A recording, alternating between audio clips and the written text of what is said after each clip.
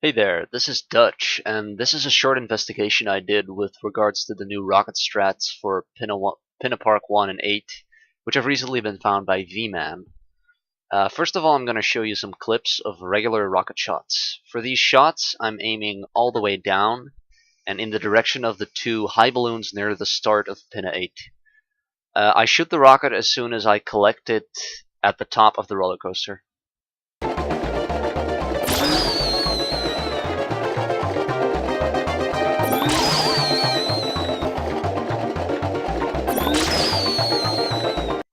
The three shots I just showed you were of course not identical, but obviously all three of them missed the two balloons entirely.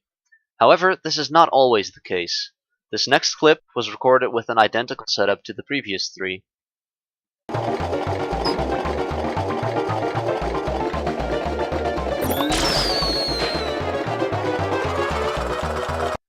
Something was different this time, as the bottom balloon got popped even though we shot the rocket in the same way.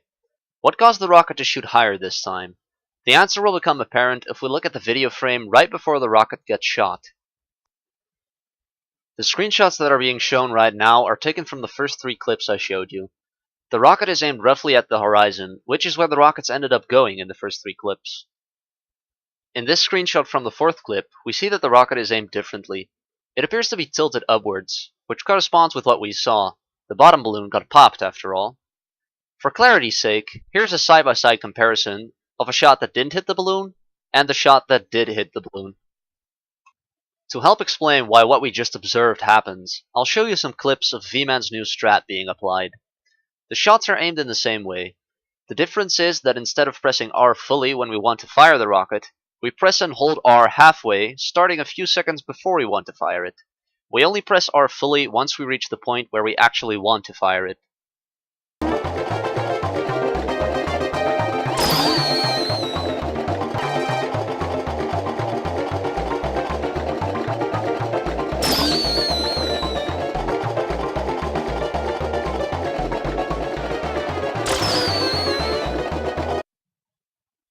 If we once again take the frames before the rocket is fired, we see something very similar to what we've seen before.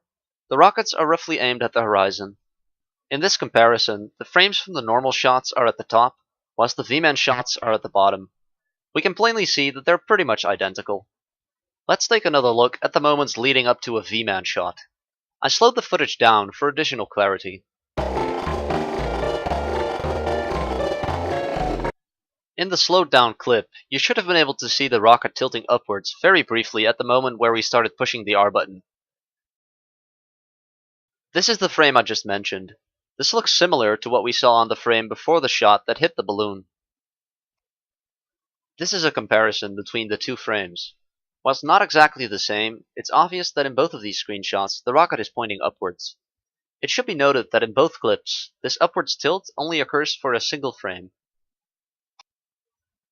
Now, for the final piece of the puzzle, this frame occurs in all three of the V-Man shot clips at the same moment, right as we start pressing the R button down halfway. My conclusion based on what I just presented is as follows. 1. Shortly after the R button is pressed, Flood aims slightly upwards for a time period of one frame, or 1/30th of a second. 2. Because the R button is analog, with normal shots, the time that the button is pressed before the rocket is fired is not always the same. 3. Therefore, there is a chance that the rocket is fired on the same frame that Flood is tilted upwards. 4. This causes the rocket to fire higher than it usually does. And finally, 5. This frame only occurs once every time that the R button is pressed. So, holding the R button down halfway for as little as half a second before firing a rocket will eliminate the chance of it firing too high.